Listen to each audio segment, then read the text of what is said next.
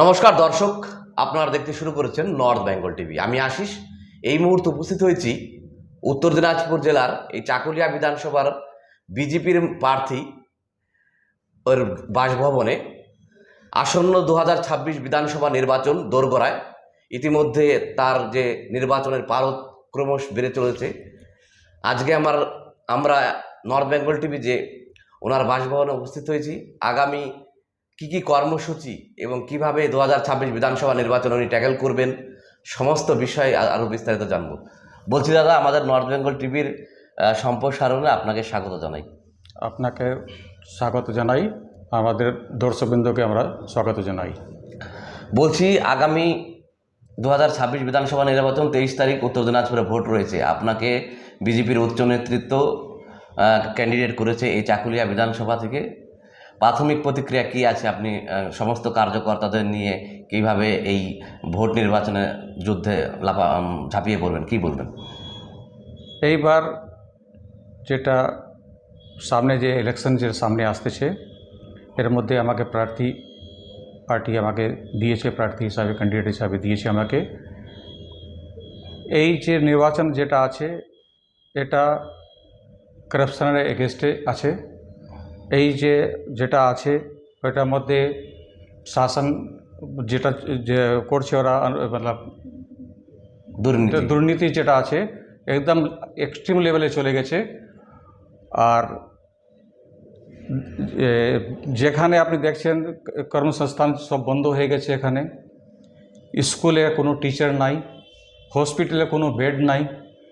ওটাকে মেটাতে গেলে বিজেপি সরকারকে নিয়ে আসতে হবে। যেহেতু আমরা 80 বছর মধ্যে 50 যে বছর আমাদের কন্টিনিউ যে চলছে এখন, যে আমার দেখার যে 50 বছর, ওটার মধ্যে 50 বছরই আমরা সেন্ট্রালে বিরোধ করেছি। আমাদের সরকারের যে সরকার ছিল সেন্ট্রালে বিরোধ করেছে। আর ডাবল ইঞ্জিন সরকার ছাড়া এখানে ডেভেলপমেন্ট কিছু হবে না। আমাদেরকে ডাবল ইঞ্জিন সরকারকে নিয়ে আসতে গেলে আমাদেরকে বিজেপিকে নিয়ে আসতে হবে। আর বিশ্বের সব থেকে বড় এটাই পরিবার। বলছি, আপনি যে শিক্ষার কথা বা বেকারত্বের কথা বললেন, যেটা জবের কথা বললেন, আমরা কিছুক্ষণ আগে নর্থ বেঙ্গল টিভি চাকুলিয়ার বর্তমান বিধায়ক এবং ক্যান্ডিডেট তৃণমূলের, ওনার কাছে এই প্রশ্ন জিজ্ঞেস করায় উনি বলেছিলেন যে আমরা চাকরি দিতে চাইছি পশ্চিমবঙ্গের নজওয়ানকে, কিন্তু বিরোধী দল বারবার কোর্টে কেস করে এই চাকরি প্রক্রিয়াকে থামিয়ে দিচ্ছে। কি বলবেন? দেখেন, বিরোধীর বলে কিছু নাই। কোর্ট তো বিরোধী আর পক্ষের কোনো জিনিস নাই। কোর্ট তো ফেসলা করে মেরিটের উপরে কেস কি আছে। করাপশন যদি থাকে কোর্ট ওকে শাস্তি দেবেই। তো এটার মধ্যে যদি বলে কোর্টে না যাও, যা দিদি বলবে তাই মানতে হবে, তাহলে উনি ভুল জায়গায় আছেন। যদি করাপশন থাকবে, পাবলিক ওর এগেস্টে থাকবে। আর ওটার জন্য যদি কোর্ট যেতে হয় তো কোর্ট যাবে। কোর্ট ন্যায়ের বিরুদ্ধে যদি ওনাকে লাগছে কি না যাওয়াতেই ঠিক আছে, এটা পাবলিক মানবে না। বর্তমানে উত্তর দিনাজপুর তথা চাকুলিয়া বলুন, গোয়ালপুকুর বলুন, এটা একদম ব্যাকওয়ার্ড এলাকা, প্রত্যন্ত গ্রাম্য এলাকা, যেখানে আশেপাশে তেমন ডিগ্রি কলেজ নেই। আমরা এদিকে ইসলামপুর ছুটতে হচ্ছে। কি বলবেন? উনি কোন হিসাবে বলছে? 15 বছর থেকে তো উনি এটাই বলে যাচ্ছে কাল থেকে করব, আমরা পরশু দিন থেকে করব। এটা লাস্ট মুহূর্তে এসে এখন বলছে কি ইলেকশন চলে এসছে বলে আমরা করতে পারছি না। তো 15 বছর তো ওনার কাছে ছিল করার মতন, তো উনি কোথায় করলেন এটা? আজকে উনি বলছেন কি আমরা একদম পিছিয়ে, ইলেকশন যদি আগে আর পিছিয়ে যেত আমরা করে দিতাম। এটা হয় না। আপনি জমিন একোয়ার করতে পারছেন না, আপনি কিছু করতে পারছেন না, তো এইসব বলে আর কিছু লাভ নাই। এখানকার স্থানীয় যে আমাদের এখানে চাকুলিয়া ব্লকের যে লোক আছে, ওরা বুঝে গেছে এ ভাওতাবাজি দিয়ে আর চলবে না। আপনাদের প্রধানমন্ত্রী নরেন্দ্র মোদীর ব্রিগেড হলো, দেখলাম আমরা গত 14 তারিখ। সেখানে আপনাদের পক্ষ থেকে বলা হয়েছিল বৈপ্লব হয়েছে, কিন্তু যারা বিরোধী বা শাসক দল বর্তমানে যারা রয়েছে আপনাদের উপর আরোপ করেছে আপনারা বিহার এবং ঝাড়খণ্ড থেকে মানুষ এনে ব্রিগেড ভরিয়েছেন। কি বলবেন? এটা উনি বলতেই পারে, বিহার থেকে নিয়ে আসছে বা বেঙ্গল থেকে নিয়ে আসছে, উনি বলতেই পারেন এটা। কিন্তু ওখানকার যে লোক গিয়েছে ওখানে, মতলব ট্রেন তো আমরা দেখলাম এখান থেকে দলকোলা থেকে খুলেছে, ট্রেন দেখছি আমরা ওখান থেকে খুলেছে। ওকে আটকানোর অনেক চেষ্টা হয়েছে, তো বাসে যে যাচ্ছে, যেখানে লোকাল বাস আছে ওখান থেকে বিহার থেকে লোক আগে ওখানে যাবে, তারপরে আবার ওখান থেকে বাসের নাম উঠবে, এটা ভুল আছে। আর ওখানে যে পাবলিক আছে ওটা তো এখন 26-এ বোঝাই যাবে পাবলিক ছিল না বিহারের ছিল কি ছিল, এখন 26-এ ইলেকশনে বোঝাই যাবে। এবং আরেকটি কথা, মমতা বন্দ্যোপাধ্যায় গতকাল প্রেস কনফারেন্স করে যখন ওনাদের ক্যান্ডিডেট ঘোষণা করেছে তখন বলেছেন যে এখনও নির্বাচনের নোটিফিকেশন হয়নি, তার আগেই নির্বাচন কমিশন, মুখ্য সচিব, ডিজি, আজকে উত্তর দিনাজপুরের ডিএমকেও বদলি করলো। সেই বিষয়ে উনি বলছেন কেন্দ্র সরকার নির্বাচন কমিশন দ্বিচারিতা করছে, এক পক্ষ নিচ্ছে, সেন্ট্রাল মানে বিজেপির পক্ষ নিচ্ছে, কি বলবেন? কি এটার মধ্যে যেটা ইলেকশন কমিশনার আছে ওটার মধ্যে সেন্ট্রাল গভর্নমেন্ট, স্টেটের মধ্যে তো কোনো পার্টি নাই, ও তো নির্বাচিত আছে, ওটা তো একটা ইন্ডিপেন্ডেন্ট বডি আছে, ওটা যা অ্যাকশন নেবে ওটা ইলেকশনকে ভালো করার জন্য, যে জেনুইন ভোটার আছে ভোট দেওয়ার জন্য, ওর জন্য করছে। ওটার মধ্যে তো স্টেট গভর্নমেন্ট বা সেন্ট্রাল গভর্নমেন্টের কোনো রোল নাই এর মধ্যে। আগামী 23 তারিখ উত্তর দিনাজপুরের নির্বাচন, আপনাদের হোম মিনিস্টারও বলেছেন, গৃহমন্ত্রী অমিত শাহ উনি যে বলে গেছেন যে পশ্চিমবঙ্গে যদি ক্ষমতায় আসেন তাহলে যে সপ্তম পে কমিশন, যে যারা কর্মসংস্থান জব করছে তাদের লাগু করবে। এবং আরেকটা জিনিস রয়েছে, যেগুলো সরকারি প্রকল্প এখন রয়েছে, লক্ষ্মীর ভাণ্ডার বলুন, যেগুলো প্রকল্প রয়েছে সেটা একটা সাধারণ মানুষের মধ্যে ভয় কাজ করাচ্ছে, বা ওনারা বলছেন বিভিন্ন মঞ্চ থেকে বিজেপি আসলে লক্ষ্মীর ভাণ্ডার, সুস্থ সাথী এগুলো কাট বন্ধ করে দেবে। দেখেন আমাদের যে নেতৃত্ব আছেন উনি বলে দিয়েছে কোনো বন্ধ কিছু হবে না, আমরা দিতে এসছি এখানে, আমরা ওখান থেকে নিতে আসিনি, আমরা কাটমানি নেব না। আমরা গভর্নমেন্ট বলেছে আমি 45 দিনের মধ্যে আমরা দিয়ে দেব, যেটা আমাদের নেতৃত্ব বলেছে ও ঠিক দেবে। ভরসা আছে, পাবলিকের কাছে ভরসা আছে, 26-এ যে ইলেকশন হবে ওই ভরসাটা ওনার দেখাবে। এই বিষয়ে ওনারা বারবার বলছেন যে বিহারে যে আপনারা গত ইলেকশনে জিতলেন এবং তার আগে আপনারা বিহারে মহিলাদের অ্যাকাউন্টে যে 10-10 হাজার করে টাকা বিজেপি সরকার দিয়েছিল, এবং এখন সেটা নাকি ওনারা বলছেন নীতিশ সরকার ওটা বলেছেন লোন দিয়েছে, এটা ফেরত চাইছে। কতটা যুক্তিযুক্ত এটা? না, যেটা উনি বলেছে ওটাই হবে। উনি যদি বলেছে ভাতা দিয়েছে তো ভাতাই হবে, আর যদি বলেছে লোন দিয়েছে লোনই হবে। এটার মধ্যে বিহার থেকে বাঙালের কোনো এটা সম্পর্ক নাই, যেটা যে স্টেট আছে ওই স্টেটটাই দেখছে, ওটার মধ্যে আমাদের বলার কিছু নাই।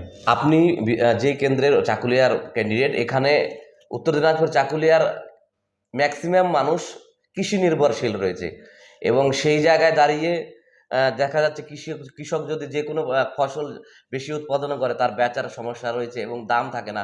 বর্তমানে আমরা দেখছি বিভিন্ন জায়গায় আলুর দাম নেই। সেই জায়গায় কেন্দ্র সরকার যদি আপনারা আসেন, কি প্রতিশ্রুতি থাকবে সাধারণ কৃষকদের? দেখেন, যদি বিজেপি সরকার যদি আসে তাহলে ইন্ডাস্ট্রি লাগবে, ইন্ডাস্ট্রি চলবে না।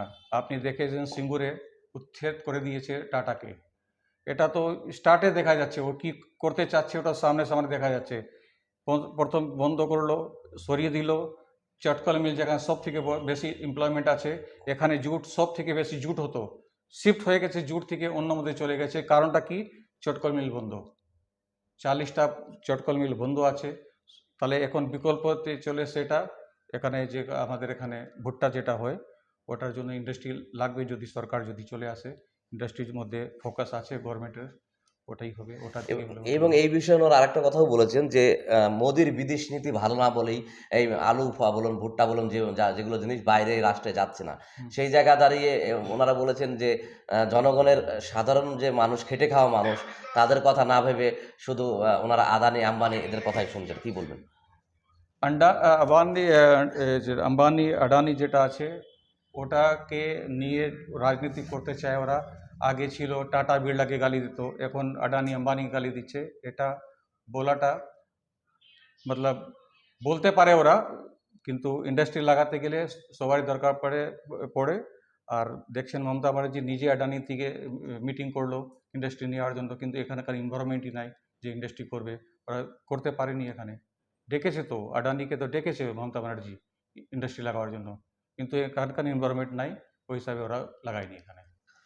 আমরা দেখলাম এসআইয়ের প্রক্রিয়া এখন চলছে, সারা দেশ জুড়ে এসআইআর হয়েছে। পশ্চিমবঙ্গের ক্ষেত্রে এসআইআর করতে গিয়ে দেখা যাচ্ছে কমিশনকে নানা বাধা বিঘ্ন হতে হয়েছে। সেই আপনি দেখুন, মালদায় দেখলাম আমরা অনেক ঝামেলা হয়েছে, চাকুলিয়াতে আমরা দেখেছি এই প্রক্রিয়া নিয়ে বা বিডিও অফিস ভাঙচুর হয়েছে। কি বলবেন এই ধরনের রাজনীতিকে, আপনি কিভাবে বলবেন? এটা শুধু বদনাম করার জন্য। মমতা ব্যানার্জি আপনি দেখেছেন সুপ্রিম কোর্টে গিয়েছে, অনেক অনেক রকমের কেস আছে ওনাদের সুপ্রিম কোর্ট যায়নি, শুধু এটাকে দেখাতে মুসলিম, বিশেষ করে মুসলিমকে দেখাতে চাচ্ছে কি আমরা এখানে আপনার জন্য আছি, উনি কিছু নাই। যেখানে জাজ নিজে বসে আছে, যেখানে এক আমি যে শুনলাম চাকুলিয়াতে 4টা জাজ দেখছে ওটা, তো জাজের তো একটা কাজ আছে ন্যায় করা, ও ন্যায় করবে, ওটার জন্য অফিস ভাঙচুর করে নি। এখানে স্থানীয় লোক তৃণমূল থেকে বিরক্ত হয়ে ওরা তৃণমূলের পার্টি অফিস ভেঙে দিয়েছে এই সরকারকে যাওয়ার জন্য। যে করেছে ওরা নিজেই বলছে কি আমরা যে দেখেছি এখানে কে কোন লোক করেছে, ওরা নিজের নাম নাম নিয়ে বলছে কি এরা করেছে। এখন ওর হাতে সব চলে গেছে, আর কিছু নাই। এখন তোড় ভাঙ যেটা আছে ওটা পাবলিক এখন পার্টিকেই ভেঙে দিয়েছে ওখানে, আর পার্টি কি আর এখন টিএমসির বিদায় হবে এটা 26-এ।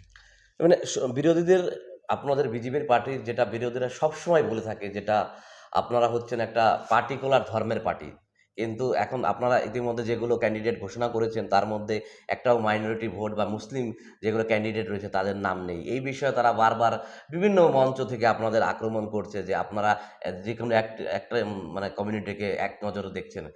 কি বলবেন সেই বিষয়ে? বারবার ওনারা বলেন এই জিনিস। সেখানে পার্টি মেরিট দেখে, মেরিট যদি থাকে তাহলে যে কোনো ধর্মে থেকে আসতে পারে।